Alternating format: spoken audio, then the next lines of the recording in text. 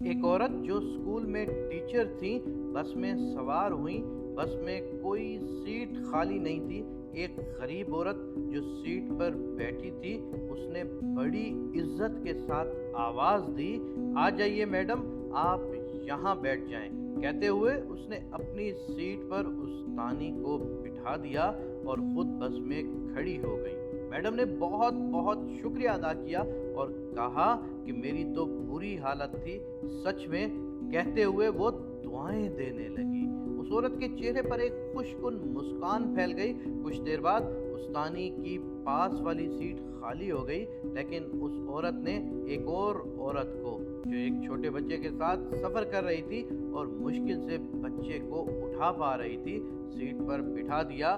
اگلے پڑاؤ پر بچے والی عورت بھی اتر گئی، سیٹ پھر خالی ہو گئی، لیکن اس نیک دل عورت نے پھر بھی بیٹھنے کی بالکل کوشش نہیں کی، بلکہ ایک اس کمزور اور بزرگ آدمی کو وہاں پر بٹھا دیا جو ابھی ابھی بس میں سوار ہوئے تھے۔ مزید کچھ دیر کے بعد وہ بزرگ بھی اتر گئے، سیٹ پھر سے خالی ہو گئی۔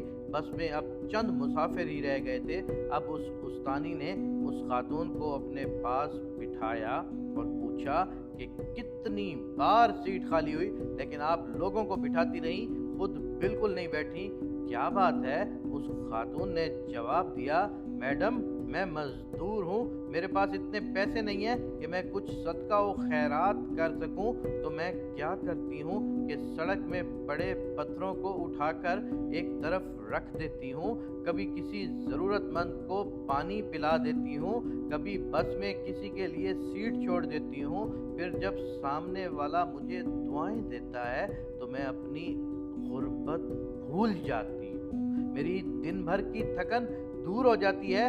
اور تو اور جب میں روٹی کھانے کے لیے باہر بینچ پر بیٹھتی ہوں، کچھ پرندے میرے قریب آ کر بیٹھ جاتے ہیں، میں روٹی کے چھوٹے چھوٹے ٹکڑے کر کے ان کے سامنے ڈال دیتی ہوں، جب وہ خوشی سے چلاتے ہیں۔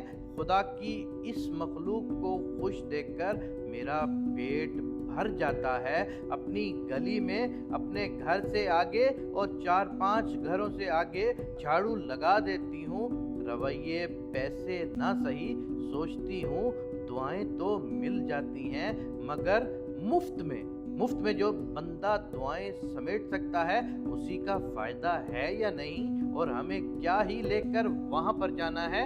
اگلی دنیا میں تو یہاں کی ہم کوئی چیز بھی لے کر جا نہیں سکتے۔